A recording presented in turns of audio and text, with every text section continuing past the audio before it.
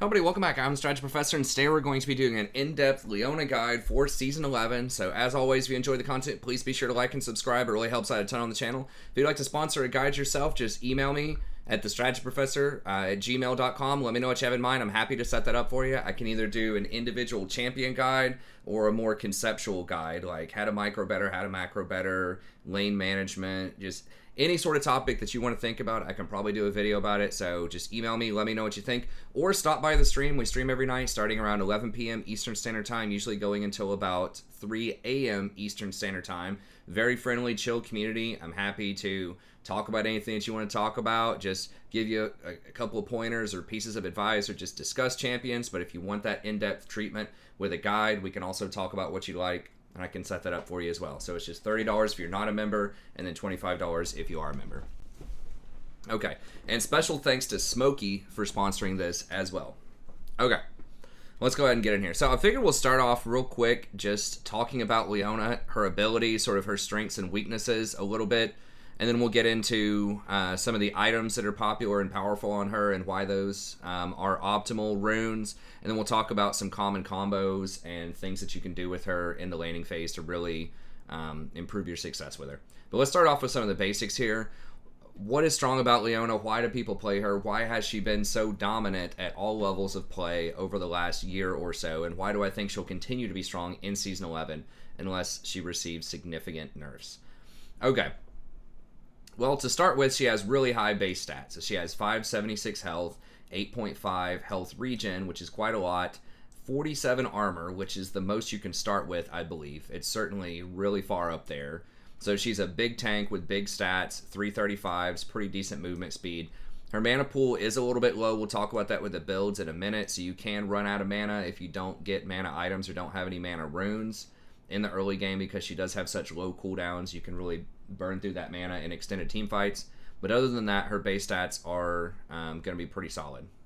She's got a pretty straightforward passive. Anytime that you hit somebody with an ability for 1.5 seconds, then they get a proc on them. And if one of your allies hits them, then they get bonus damage. And this damage does add up pretty quickly. So even at like level 5, you're getting 53 extra damage. So if your ally's there following up with the damage, then you can pretty much just add this damage onto these. So in the early game, you can bank on getting about 50 extra damage on all of your abilities. Then kind of the mid game there, you can bank on getting about 100 around level 11 or 12. So when you see some of these numbers, you might think, oh, that's not that much damage. Like her W, once you get that max at level 9, you're like, oh, it's only 200 damage. That's not really that high. You got to take the sunlight proc into account. It's really 300 damage on everybody that she hits with this in a team fight. So she actually puts out quite a bit of respectable damage early on that people just overlook because they forget to count the passive in those calculations, especially when you factor in that a lot of her abilities are on a very, very low cooldown. So you've got 5 seconds on her Q, Zenith Blade goes down to 6 seconds, Eclipse even goes down to 10 seconds. So, and that's on cast, not once it falls off. So she puts out quite a bit of damage in the early game. And then you've got her Q, which is fairly low mana cost, low cooldown. 5 seconds is extremely low. A lot of other tanks out there, you know, their pieces of CC are going to come clocking in at like 9 at the lowest, usually, and some even have longer cooldowns than that. But it's basically an auto attack reset that also does a 1-second stun. So very, very nice, good, guaranteed piece of CC on a low cooldown. Really solid. And then you've got Eclipse. So this is one of the things that sets her apart from a lot of the other tanks in the early game, and that really takes her a step up, is that she has the high damage from sunlight, but she's also extremely difficult to kill with Eclipse, especially when that's combined with Aftershock, which you're going to take most of the time. A couple of reasons for this. Number one, it does give you a pretty good chunk of just bonus armor and magic resist. So, you know, in the early game, it's going to be about 30-30, because this is what you max first. So like at level 5, it's going to be 30-30 on the armor and magic resist, but it also scales plus 20% on your bonus magic resist that you have. So when Aftershock triggers, then all of the resistances you get off of that, you're going to get an extra 1/5 that's going to come in on the Eclipse as well, the 20% there, right? And then the resistances that you get off of Eclipse also scale with Aftershock, because Aftershock scales with bonuses to your armor and magic resist. So they both synergize off of each other and make her extremely difficult to kill. And this lasts for a long time. It can be up to 6 seconds if you trigger this on somebody. So that's 6 seconds of virtual invulnerability in the early game. And not only does it give you the resistances, it gives you flat damage reduction. So at level 5, you're getting 16 flat damage reduction.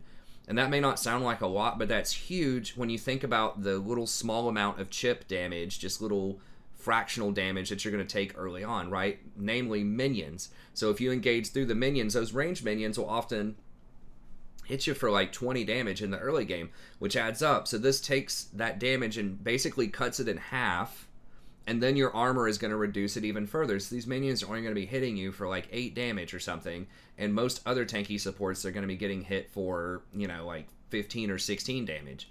So it really adds up. People forget about the minions. They do a lot of damage. It also reduces the damage on auto attacks a lot. Scorch, Airy, just anything out there that's just like little small pieces of damage, especially in the early game. That flat damage reduction is a very, very big deal. So she's extremely tanky early on. She does quite a bit of damage. And the Zenith Blade allows you to engage at a pretty good range of 900, and it goes through minions. This is another thing that sets her apart from most other tanks in the early game, aside from maybe something like Alistar, is that she can fully go through the minions. You don't have to worry about getting the angle to land your hook, right? If you're Blitzcrank or Nautilus or Thresh, you got to play the angles, and it can be very difficult to get a hook on a competent opponent, right, that's not exposing themselves during the wave. But she can just stand up near the front of the wave and just threaten anytime, anywhere to go in. It's really scary. And the enemy, if they have a tanky support, they can't body block this, right? So even if, whatever the Alistar tries to stand in front of the Misfortune, you can still use your Zenith Blade and get through the Alistar and get on the Misfortune if he doesn't outplay you. Now, he can knock you back with Headbutt, Thresh can flay you back. Like, there are answers that many tanks will have, but it skill checks them. It makes them say, hey, you better react fast enough to do this. And sometimes it's difficult to pull that off, especially if you have bush control as Leona. So yeah, and if you're playing against squishies, I mean, they're not even going to be able to walk up to the wave, right? If it's like, Jin and Soraka or something standing on the front wave, they're just never going to touch the CS, pretty much, if you're positioning properly and if you have an AD carry that is even remotely trying to look aggressive with you. So it's a very, very powerful engage, really nice range, anytime, anywhere, super strong. And then you have Solar Flare, and that gets down to a 6-second cooldown too with Zenith's Blade. So you're very, very sticky in combat. Even after you engage, you can still sort of dash around the fight with your Zenith Blade and just stick to people or get back and help peel your AD carry after you open on the engage. Then you have Solar Flare, which is a 90-second cooldown early. This is extremely low. Most engaged tanks have like 120 seconds on their cooldown, right? If you're thinking about Nautilus, who's one of the other premier tanks. Bard is a little bit lower. He's not a tank, but he's a premier engage. Rakan's a premier engage for like 140 seconds. But no one's going to have it at 90 seconds like Leona. So this thing is up so often. And in the late game, it's 60 seconds.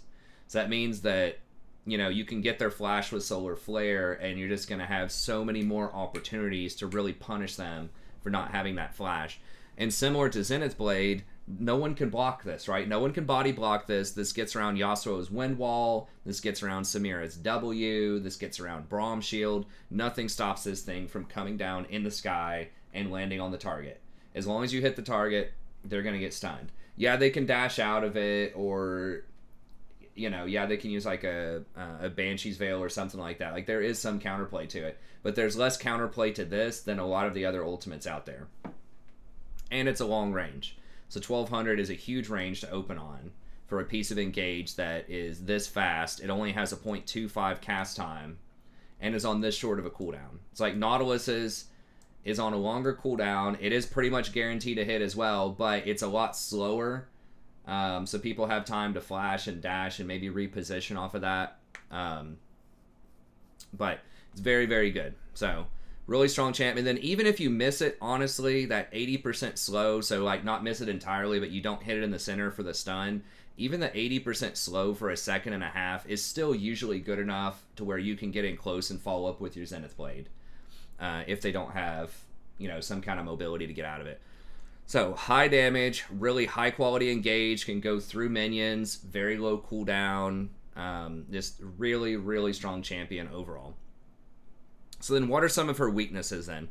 Well, she has fairly low mobility in general. Like, you don't have any dashes to get away. So if you're trying to ward in the jungle, or if you engage and someone counter ganks you, or just any sort of situation starts to go south, you get caught out in rotations, you're probably going to die. Like, you're not going to get away.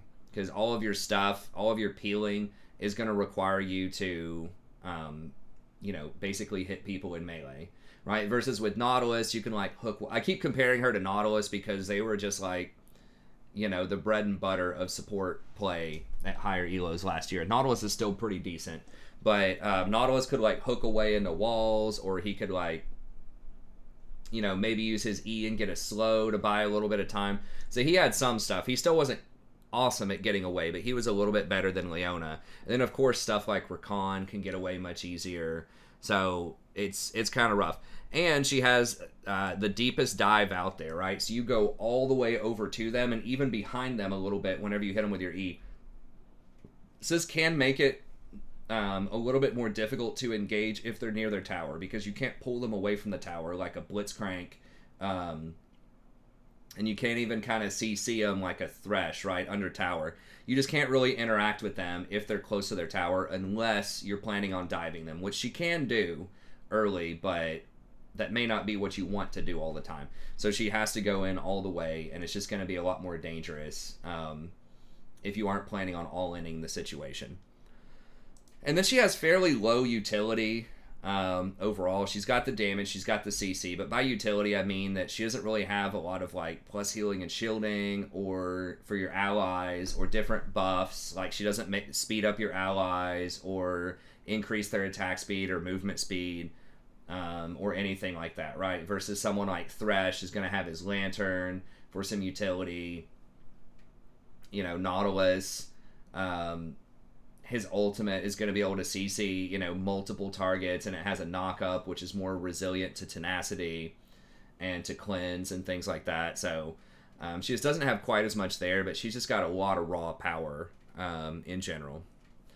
Okay, so as far as her itemization goes, there is a little bit of variation there, so there are some different choices. And the website that I'm using here, people ask me this, is Lolalytics.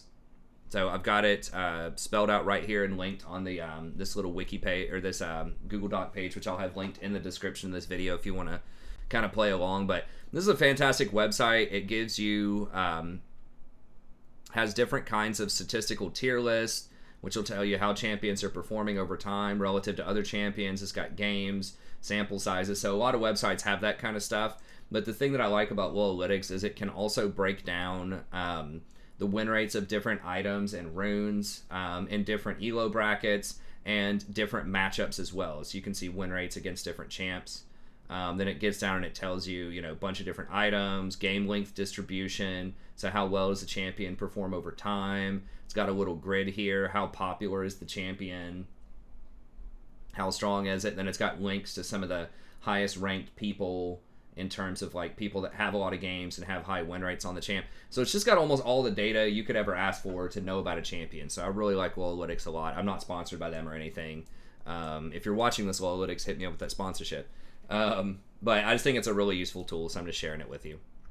But anyway, so there are a few different options with her, but by and large, she is going to be a pretty solved champion right now. Like, there is going to be, in most situations, a single build that you're going to be going, and it is going to be effective against pretty much everything out there. There's not a ton of counterplay to her. There are some things that people think counter her. So if we go into this weak against, it'll tell you the stuff that actually counters her. The only supports that she has a negative win rate against right now as a patch 11.2 are Seraphine, Taric, and Galio. Literally every other champ, she has a positive win rate against those champions right now. So, sometimes people think of Morgana as a favorable matchup. She is annoying, but Leona still has a 53% win rate. And the reason is you can open up, you have so much CC that you can open up on somebody with like your E, and then Morgana will black shield like the AD carry, and then you can just switch over and ult the Morgana and kill her. So you kind of have to split your CC to make it work, but you can work around her. And you can rotate really well also if you get Moby Boots or Swiftness Boots. And just Morg's not going to be able to keep up with your rotations. So Morg is okay. You know, sometimes, especially in Pro, people think of Alistar as being favorable. That's not true in solo queue. And even in Pro, Leona has a much, much higher win rate than Alistar. I don't remember what it is right now. It's something like Leona wins like 55% of the time and Alistar wins like 42% of the time in pro games. So historically, she has very, very good matchups. Some people are playing Rel into her, and Rel is a little bit better than a lot of the other competition, but overall, she's still strong. Thresh is another one that people commonly, historically, will play into Leona. But I think that matchup is going to be a lot more Leona favored lately, just because the types of items that are strong right now are better, I think, on Leona, and that she just has so much CC. But anyways, I digress. So I just wanted to throw that out there in terms of the itemization and kind of where she fits into the meta overall, and that she's just very good against pretty much anything right now. I like the Relic opener. It's basically dead even with Steel Shoulder Guards, and I've had people ask me, well, you know, why do you pick one over the other? Steel Shoulder Guards is pretty much going to give you more damage in the very, very early game because you have an auto attack reset with your Q, and you're going to be able to stick to people and land more autos. So if you're getting off like 5 auto attacks in a fight against like individual targets, it's going to do more damage. So it's going to give you more kill threat at level 2 and 3 probably. But Relic Shield later on in the game with the ability Power is going to give you more damage in team fights, I think, because your W, you know, has an AP, all of your spells have AP ratios. And so when you're hitting multiple people with spells, then that damage is going to add up a lot faster than hitting a single person with auto attacks, I think, personally. Now, I'm not an expert on it, but they basically have, well, I mean, I've played Leona a lot. I have a pretty good win rate with her, but I'm not like a pro player that plays Leona. So, they basically have dead even win rates, right? They're both 53%. So you pretty much want to go for these, and you don't want to do any other types of builds. Now, when it comes to these things, I think that Locket is still the gold standard that you want to go for most of the time. She really likes the resistances. The 30-30 is very nice. And that Locket activation is actually quite strong. The 230 to 385 shield is huge. And it just, if you ever just look at the stats on Locket at the end of the game, it blocks like thousands of damage. It's very, very strong. And it negates a lot of some of the things that Leona can have a hard time with. So if an assassin's going on your AD carry, you don't have a lot of healing and shielding and stuff like that to help protect your AD carry against like super mobile stuff like a Fizz that's hard to target, or Zed, or Kha'Zix just appears out of nowhere, or Rengar's like jumping on your AD carry and you still have time to CC him, you know, within 0.1 second. Sometimes that Locket can buy you just enough time to turn the fight around. So and that's why I like Locket the most. Sunfire has been nerfed over time, so I wouldn't get this one as much. It still does have some resistances. It has more health, but it costs 700 more gold. You do some extra damage, but I don't think that's worth it. Maybe if they have a ton of tanks and not a lot of burst damage, you could maybe go for that. Now, these two were buffed. The Frostfire Gauntlet and Turbo Chem Tank are only 2,800. Now, I will say that is less than... that's less than it used to be, but Locket is still going to be even cheaper, 300 gold cheaper.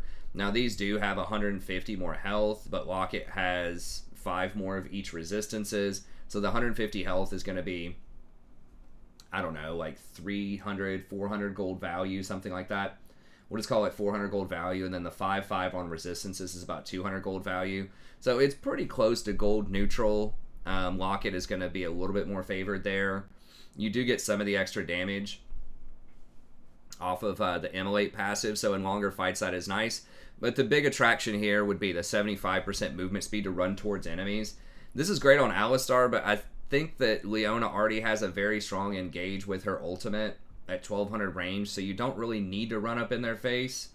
It is nice, it does let you hold your ult later, so you can maybe run up and just auto attack them with your Q, potentially, or like run up at them and just like force them to flash or use their mobility first and threaten the auto attack, and then after they do that, then you can use your ult on them and E them. So I definitely see, you know, some potential there, but I still think that saving your team with Locket and shielding for thousands of, you know, effective health is going to be better in a lot of situations. But I don't know. The Turbo Chem Tank does have a high win rate right now, although it's a much lower play rate.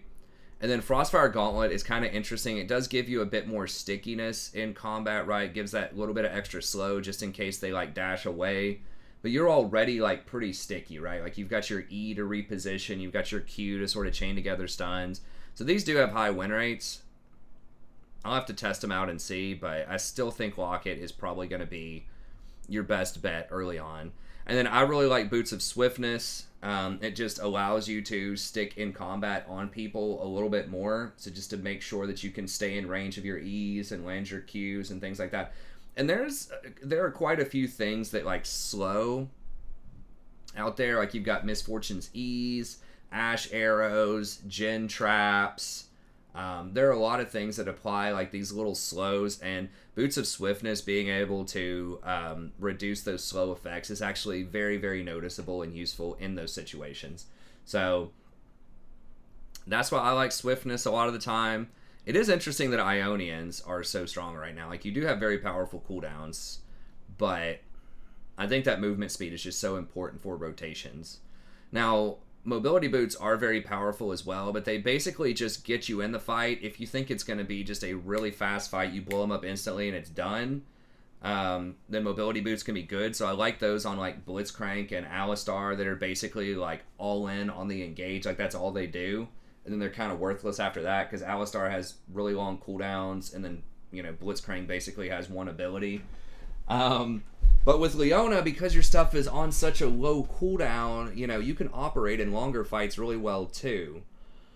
So that's why I like the Boots of Swiftness a little bit more. And then you can also go for the defensive boots if you really want to, but you should already be pretty tanky in a lot of matchups unless someone's like mega fed on the enemy team. And then secondaries, I really, really like going Zeke's as a second item because it has mana on it. It's got that 250 flat mana, which I mentioned earlier that she has kind of a low base mana pool. So you can run out of mana in some of these extended fights. And it just has a good selection of stats. The 20 ability haste is a very big deal. That's really, really nice because those ultimates should be kills or flashes every time they're up. And then it's got the armor and it's got the health on it. So it's going to be kind of a weak pick if they have a ton of magic damage, but most teams are going to be more heavily indexed towards physical damage. So I like it. The conduit is okay. I'm never like super impressed with the damage that it puts out. It keeps track of that stat. I don't know if it's bugged or what, but even if I have it on like a really fed like Hurricane user, like Kaisa with Hurricane or something like that, it still very rarely seems like it gets over like 1,000 damage.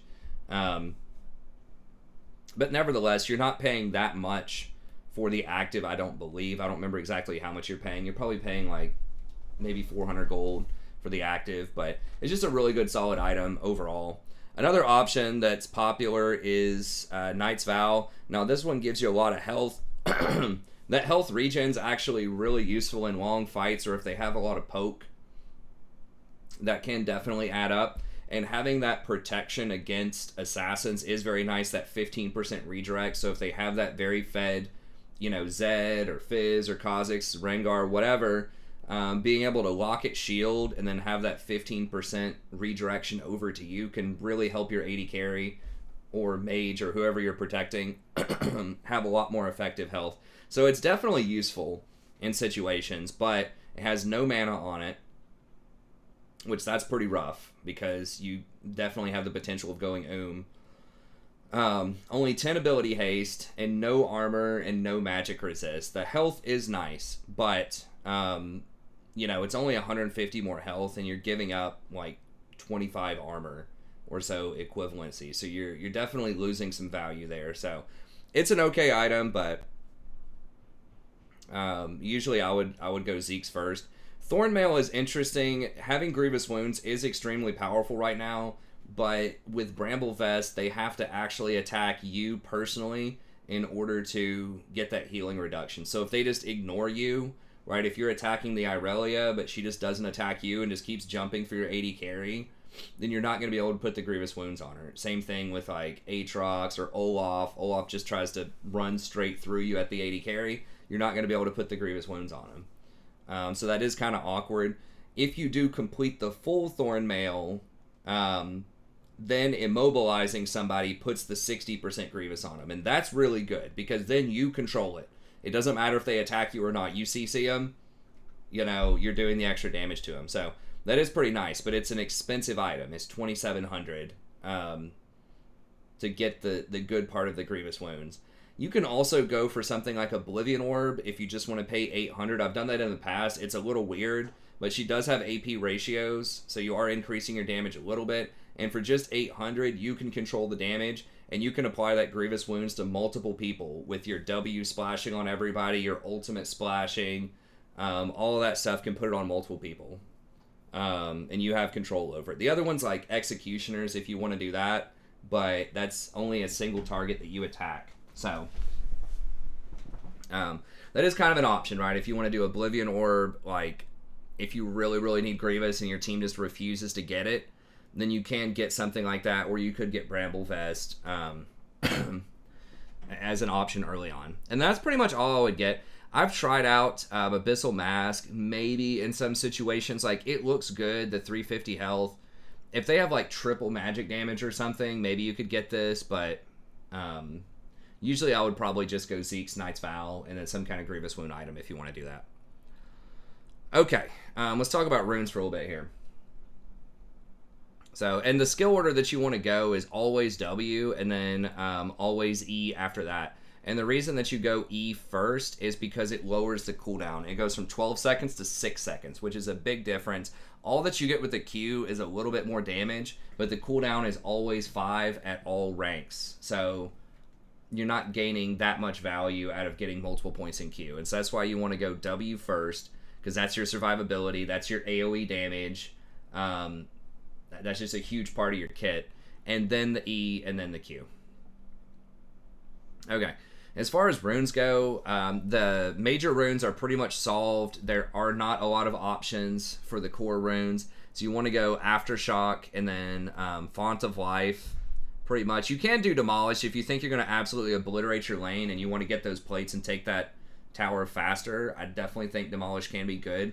So if you think you're going to get an extra like couple of plates in the laning phase off of Demolish, then I think that's worth it. Remember, each plate I believe is worth 320. So that can be very handy. I don't remember if it's exactly 320, but that's a lot. It's close to 300. So if you get 2 extra plates, that's 600 extra gold. That's a good value. Even at 1 plate, even at just 300 gold for a minor rune is very good, especially because you're going to be, siphoning some of that, or I guess distributing some of that gold over to your 80 carry. It's going to help them snowball faster. So I like Demolish if you're in a hard winning lane. But in a lot of other lanes, if you're not sure, Font of Life is a good pick. It's not insane, but it'll heal throughout the game for, 700 or 800 health a lot of the time, which can add up, especially in some of those late game team fights. And then this is the one where you actually do have a few choices. I personally like Second Wind. This will give you a couple hundred extra health during the laning phase, especially against poke champions. This is really handy. Leona doesn't have a lot of innate sustain, and your mythic item is not going to give you any extra regen early. So I like Second Wind. Conditioning is very good if you want to play for late game. So if you think that you are pretty much going to hard dominate early, and you're not really concerned about having an early rune, but you're worried that later on you might get blown up if they have a lot of AoE, or you just think fights are going to go on for a little while and you need to be tankier, conditioning is very good because you get that extra value out of your W. And, it increases your armor and magic resist by 5%. So I believe whenever you activate Aftershock and whenever you turn on your W, you get an extra 5% of those values. So really, really good synergy with Aftershock, with her W. But it doesn't really come online until like 10.5 minutes if you get a couple of kills and assists in the laning phase.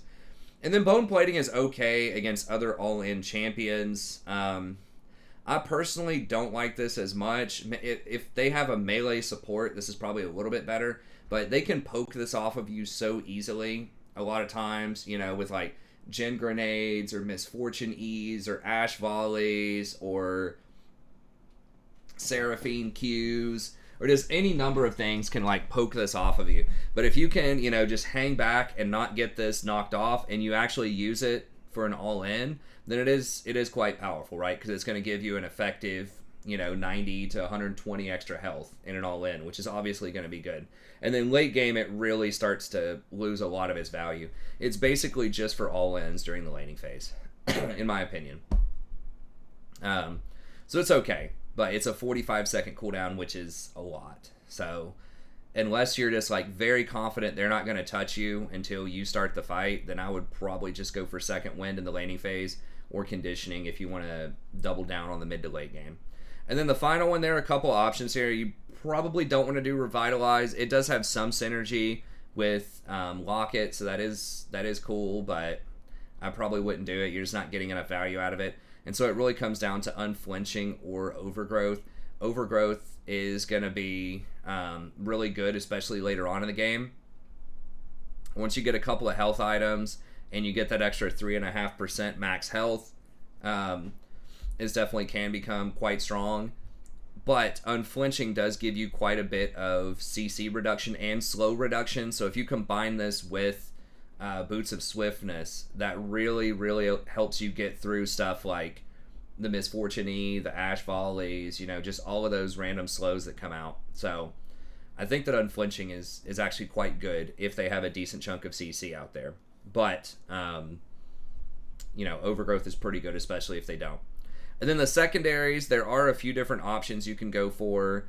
I had been running Ultimate Hunter plus Cheap Shot. So Cheap Shot adds a pretty respectable chunk of extra damage in the early game. In most all-in fights, you can trigger this twice, which is, often going to be like 30 extra true damage. So it adds up. It's not insane. It's okay. But then just having that ulti hunter just to get off more ults and get more kills is good. This does not really help you out in the early game, obviously, until you have your ult, but you do want to get some extra kills and assists to stack that up as well. So it's okay. However, as I mentioned earlier, you do have mana problems, potentially, because you can't rush Zeke's anymore. In Season 10, you rushed Zeke's, and you would get that extra mana to help you out in the early game, but now you're going Locket first most of the time, or any of those other tank items. None of them are going to have mana on them, and so you can run out of mana in the early game. So that's why I really like going for the biscuits, because this refills a marginal amount of health and mana when you use it, but it gives you 50 extra mana early. So that's going to add up to give you 150 extra mana, which is somewhere around like a 200, 250 gold value. So that's really handy. It's a lot more than you would think it is, because, if you only have 450 health or 450 mana, in the mid game around level 6 or 7, and then you have these biscuits, it's effectively giving you like 33% more mana to get an extra 150. So it's very good on her, because you don't have any other ways to get mana early on typically. And then I really like getting Cosmic Insight to go with that. The Summoner Spell Haste is very good. You make great use of Ignites for your engages. You've got the Flash, which can be really handy just for repositioning, like in clutch moments, and just flash queuing somebody can be really important. So I really like that. The Item Haste is very nice. It's more sweepers. It's more Locket uses. So that is very handy. You can also go for Hex Flash. I know a lot of people like Hex Flash. It does allow you to jump over walls or jump out of bushes and reposition. But you already have a pretty long engage range with your ult, which is almost always up. And your E is like 900 range. So I feel like you don't need Hex Flash to get a good engage as someone like Alistar would, right? Because you can just ult, because it's basically doesn't have a cooldown a lot of the time. So it's all right. It does have a high win rate. All of these are good. They're all about 53.5% win rate. So you get a little bit of choice there. But I personally like the biscuits and Cosmic Insight most of the time. You could do boots, but I don't recommend getting boots on champions that really want to roam early, like a Leona and Alistar, Blitzcrank, and stuff like that, just because it's really going to slow down your roam game a lot. I do think the boots are great on enchanters or other things that are not going to roam as much. So free boots on Maokai, I like that. I like free boots on Seraphine, Lulu, stuff like that. It's going to be really solid. But on your Leonas, your Alistars, your Blitzes, your Threshes, that type of stuff, you really want to buy the boots a lot faster than you would get them for free. Okay, so those are the runes, and then there really aren't a lot of other choices that are that great. There was a time that Press the Attack still has a high win rate. I've been considering this a lot more. I haven't tested it out, but you know, conceivably you could go with Press the Attack, because if you E in auto attack Q, auto attack, it does trigger Press the Attack. It's a lot of extra damage early game, and the target takes 12% more damage from all sources. So that's really, really good, obviously, for helping your team blow somebody up. You can go Triumph for some extra healing if you do that. You can go Tenacity, you know, for the extra CC reduction. And then second, I guess, like Coup de Grace or something for a little bit of extra damage. So this build's cute. It's alright. You're going to be a lot less tanky than Aftershock, and you don't have the synergy with your W if you do that. So you are losing out on quite a few things. But if you get the kills off of this, you know, it could in theory be pretty handy later on. So that's something to consider. Does have a high win rate. Maybe if it's a hard domination lane and you just don't think you're going to need Aftershock, if you're against, like, I don't know, Ezreal, Lulu or something, and you have a Draven on your team, and you're like, okay, we're just going to kill this Lulu, like, over and over and over again. I'm just going to take PTA. You could try it out. So it's not terrible. It's just a little riskier, I think. Okay, and then I'll just go ahead and end the video here, just talking about some common combos and positioning and all of that good stuff here. So let's just get down into the bot lane. I could have some footage or whatever here, but I'd rather just kind of walk through some different scenarios and what you want to do. So the general gist is your Q is an auto attack reset, so you want to try to make sure that you're using that anytime that you think that you have a moment to do it. Now sometimes you won't be able to do it because you need to keep them chain CC'd, and you don't want to give them that little window to get away, because if you auto attack and then Q, you're giving them that extra little, like, you know, quarter of a second to flash out or dash out. So you got to be careful how you're using it. But it does add a lot of extra damage, right? If you auto, you know, that's going to be an extra 60 or 70 damage, and then you Q on top of it. So that adds a lot of damage to your all-in. So you don't want to clip that auto if you can help it. And then your E is, so your Lance, you can buffer that a lot of the time. So that means that if something roots you or stuns you, as long as it's not a displacement, you will continue your E.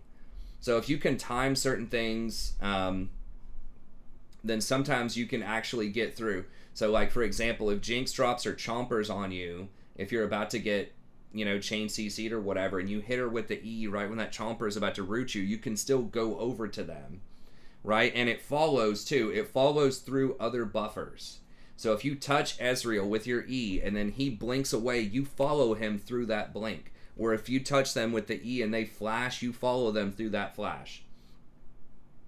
And that's something that, like, Alistar doesn't do, right? So you can, you know, Alistar's headbutt, you can blink away or dash away or whatever, and he's not going to follow you. Leona follows you as long as you're within 3,000 range, is what it says. So I guess if you clip the teleport at the very end, you're not going to follow them, like, across the map on the teleport. But you follow people through a lot of stuff, and it can be very frustrating if they don't displace, because you just go through so many things whenever you latch onto them with the hook. So make sure you're taking advantage of that whenever you can. So if you think you're about to get hit with a piece of CC, just make sure you get that E cast out there, and a lot of times you will be able to still get on top of the target. Okay, so then common combos. Um, Level 2, you E in, so you lance in. If you land it, then you auto attack, then you Q. If they don't flash out, and the reason that I like this first is you want to get as much damage as possible, level 2, so you can secure that kill.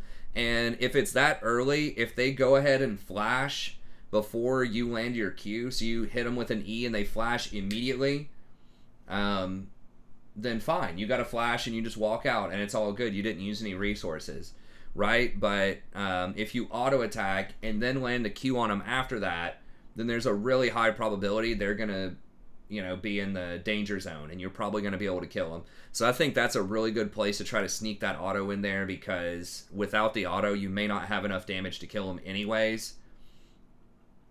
And so you might as well just go ahead and stack on as much damage as you can.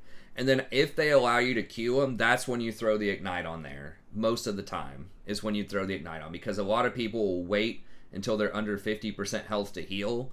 And if you have that Ignite ticking, then it's going to cut their heal in half. So, but you don't want to Ignite too early and just allow them to walk out if you don't have enough damage. Or if they can just flash away without healing.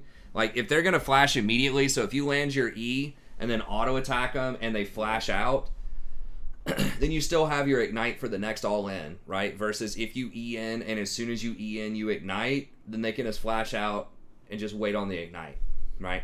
And be careful with cleanse. A lot of people will take cleanse with Leona. Make them cleanse first before you Ignite. This is a mistake that I've made a couple of times too on these all-ins. Most people will... sorry, I got a ladybug crawling up my screen here. Come on. Most people will cleanse the Q if you Q them. So you E in, auto attack Q, people will cleanse the Q a lot of times, and that's when you can throw the Ignite. Because if you have Ignite ticking when they cleanse, it actually cleanses off the Ignite debuff and basically effectively heals them for a lot. So you really don't want to give them the double up, right? You have to make them choose. Do you cleanse the Q or do you cleanse the Ignite?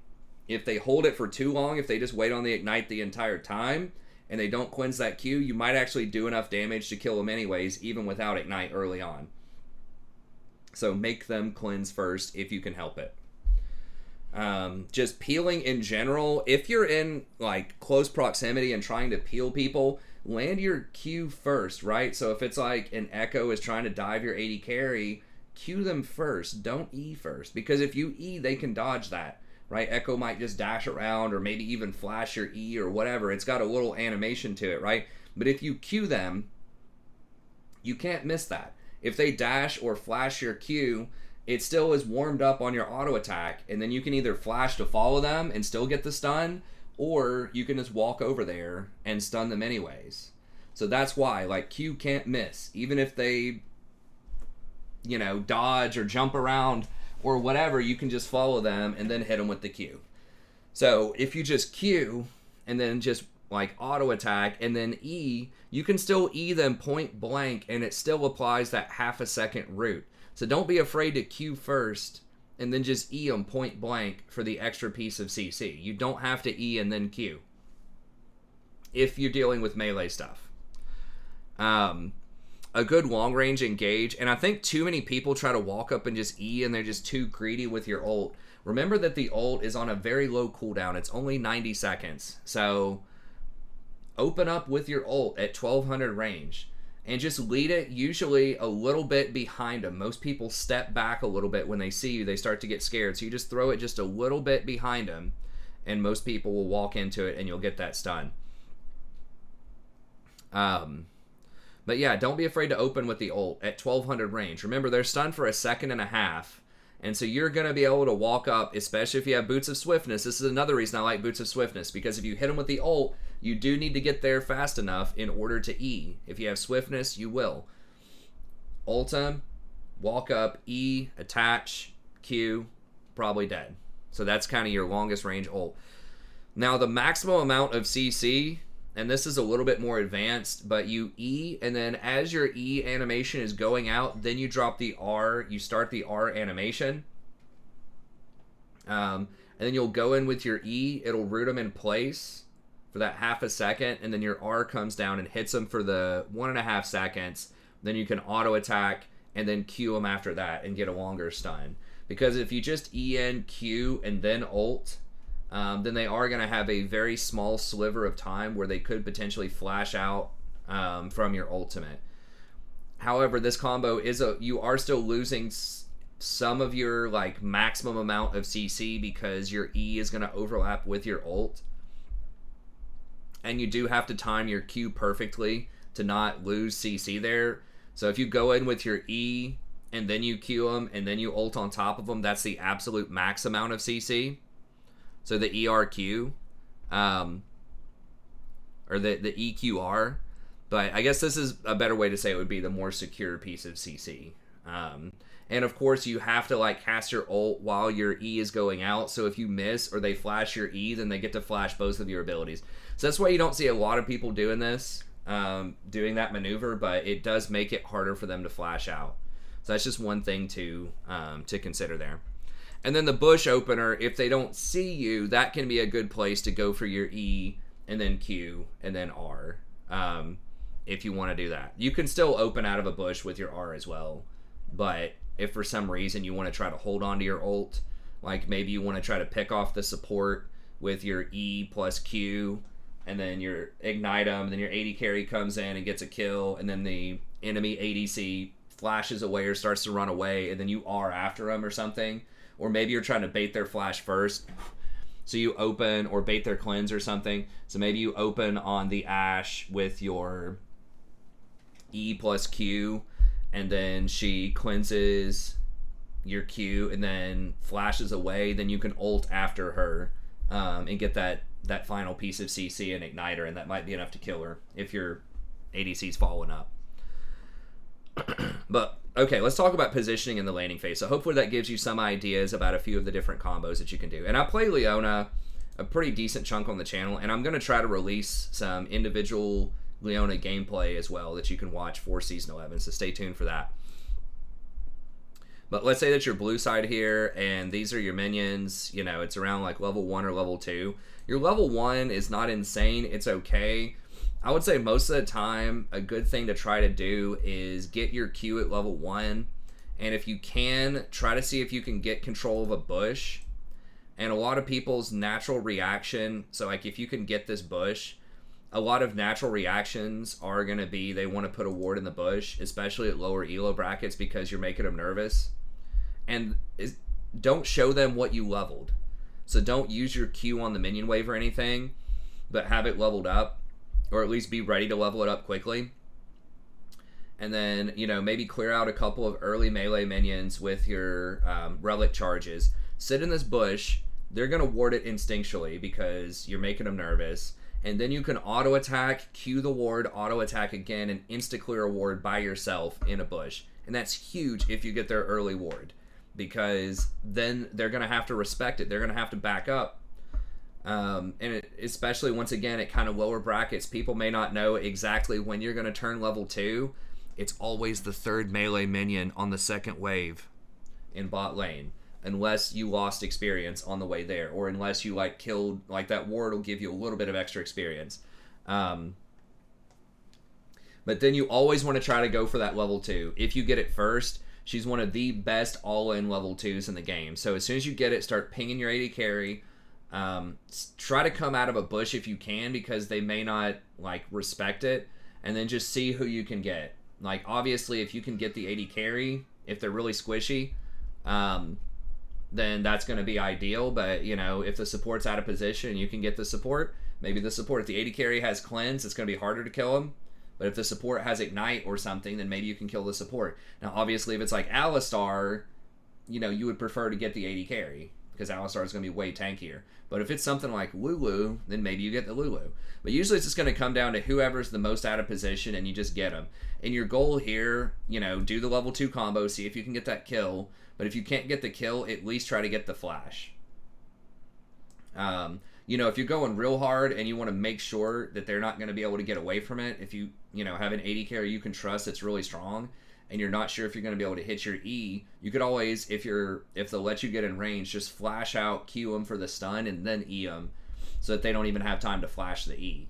That's a little bit more aggressive. I would be like absolutely certain your AD carry is going to follow up on that, like you're duoed, or it's like an 80% win rate Draven or something. So most of the time, just go for the EQ. If they flash the E, it's fine. You got to flash for nothing. But yeah, you want to posture very aggressively.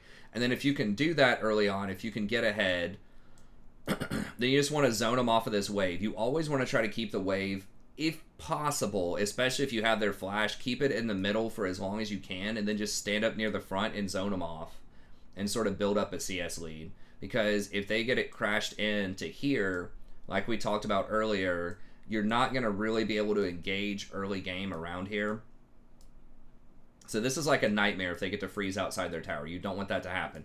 So if you get a slow push built up in the middle, zone them out, and then once this crashes in here, then you might just ping your AD carry, and depending on where the enemy junglers are, if they're up there like both fighting for top scuttle, like what happens in like 70% of games, then you can go up here and just like grab this scuttle or something like that, right? Or if your mid laner is in trouble and they're getting pushed in, you know, by something that's not that safe, like it's Yasuo over here, you could actually ping and then rotate up and maybe kill the Yasuo. Because if you have a slow push, if you have like 2 waves built up and both of those are crashing, that buys you an extra, you know, 5 or 10 seconds to go up the river and do something.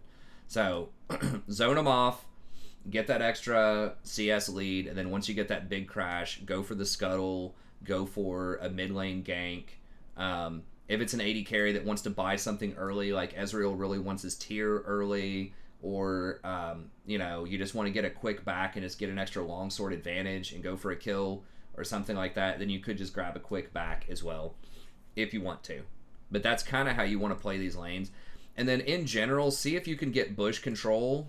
Like I said, Leona is excellent at those bushes because she clears the ward so quickly. They pretty much should never be able to ward the bush if you're sitting in it.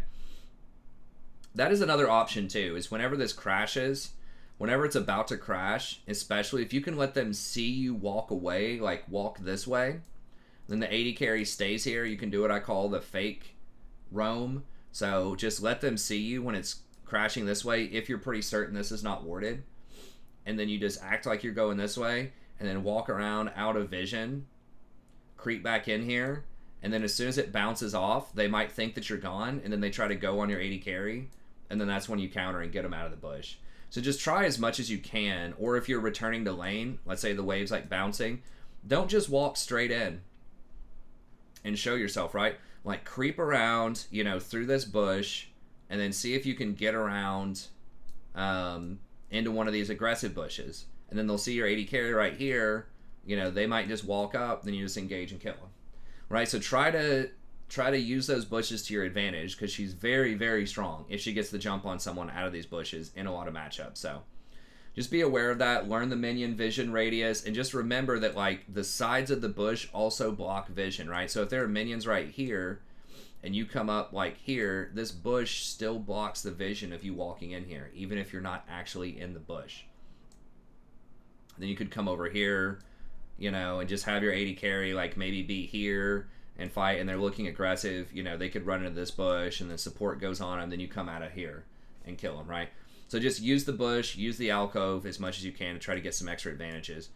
And then if you have a moment, you know, if you go Swifties or definitely mobility boots, you can run up here and try to make some plays, you know, just standard roaming support type of stuff. I do have videos on macro and roaming if you want to learn more about that, but that's just pretty much how you want to pressure as Leona, is either pressure them completely off the wave. If they push it into you, if it bounces here and they're not respecting you, then you can get a freeze as well. But she really either wants to set up slow pushes or freezes. You don't want to push them. She's one of the few supports, a lot of supports I say you want to put them in the tower and try to pressure them. But with this one, you just want to try to either build up a slow push or freeze out. Now, a slow push is nice too. You can't do it early, but maybe after your first back or two, you can look for dives as well. So ping the jungler to come down, especially if Dragon's up, if they already want to be in the area for that. And then it's coming in. Now, this risky. You have to decide when it's a good dive or not. you're probably not going to have them poked out as Leona. But especially if you got their flash earlier, you know, just ping it, let them know. And then you can just hang out here as soon as you push in. If your jungler is coming in, then you can actually dive pretty well. And that's another reason to take Aftershock, is you're way, way better at diving early than something like Press the Attack. So your W plus Aftershock early on in the game is going to give you a ton of damage.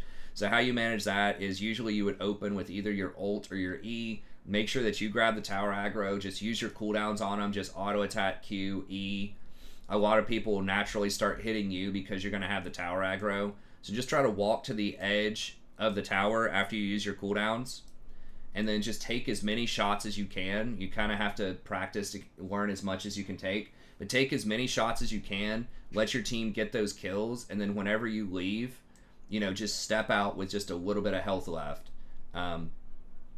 Too many sort of more inexperienced supports will walk out of the tower range. Like as soon as they get the tower aggro, they freak out. Or they'll stay in there for too long and keep auto-attacking while they're taking those hits. It's really not worth it, especially if they have a lot of CC. After you've already used all your cooldowns and put some damage in, it's really not going to be worth it to stand in there and auto most of the time. Just walk to the edge, and that just taking that extra tower shot for your team is going to be way better. Especially once the tower gets warmed up, it does a lot of damage. So just think about it, right? If you're standing right here, you land one extra auto attack when your spells are on cooldown. You know, what are you going to do? Like 50 damage or something, right? Versus if you come out and you're going to take like one, maybe two extra tower shots to try to run whenever you do need to leave, right? Versus if you stand out here, you know, you can take those extra 2 tower shots and comfortably walk out. So you can absorb, you know, a free extra 150, maybe 200, 300 damage because you're on the edge, and you can take that last shot without dying and then walk out. So that's why you want to stand near the edge and take those last couple of tower shots. And you don't want to have to blow your flash if you don't have to, right? Because if you're staying in here, yeah, you might be able to take an extra tower shot and do an extra 50 damage, but is that really worth your flash? Probably not, unless there's no way the person's going to die unless you flash out. So just be careful with that, and, you know, try to have a good sense of where the enemy jungler is, and definitely where the mid laner is. If their mid laner is missing and their jungler is missing, you don't want to do this, because if you don't know where the vision is, if your jungler comes in here and if he like walked over a ward like right here, right, and then their mid laner sees that and they come down, then that could be a disaster if they come in here and get the kill. And you also want to make sure these bushes are cleared of wards so they can't teleport behind you, because if the top laner teleports behind you while you're trying to dive, obvious disaster. And be aware of stuff like Twisted Fate, Shin, you know, Galio, those types of global champs. If they have them, you need to be really careful with dives if that's going on too. So diving is dangerous. It is a little bit advanced. A lot of people will do it improperly, but Leona is one of the best ones early on just because of how strong she is with Aftershock and her W and how much damage she can absorb. So that's a pretty good option that opens up for you there. And that's going to be pretty much it for Leona. As far as the mid game goes, or I guess kind of the later game, you just want to set up vision around Baron. So if you're on blue side, you know, just put your wards like here and here. Watch my vision video if you want to know more about that. You know, but just set up your wards. And then you can either do Baron or just bait, just hide in a bush somewhere and then engage and kill him. She's really good at bush checking. She's really good at engaging, and she can go over the Baron pit as well. So, you know, if you have all that vision and y'all are over here,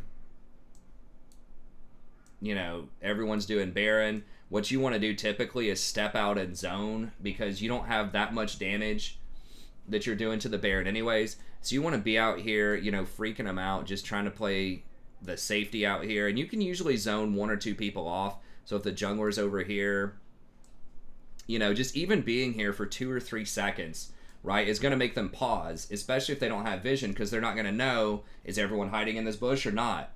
So just try to zone them off a little bit. Just do not let them get into that pit. Right, so if for some reason you're in the pit, you should not be there, you should be zoning. But if you are, you definitely want to E over, ult them, and just do everything that you can to make sure they do not get a smite look at that Baron or the important dragon or whatever it is. That's one of the beauties of playing something that's super tanky, is you can go out there, you can buy a ton of time for your team. Now you don't want to like int, right? You don't want to like run over here and just start fighting them right here unnecessarily and die for the Baron, but just use some common sense, practice it, and do your best to zone off and make sure that jungler doesn't get a good look at the smite. Anyways, that's going to be it. Thank you very much. Special thanks to Smokey for sponsoring this guide. If you like to sponsor a guide, email me, stratchpress@gmail.com. See you next time.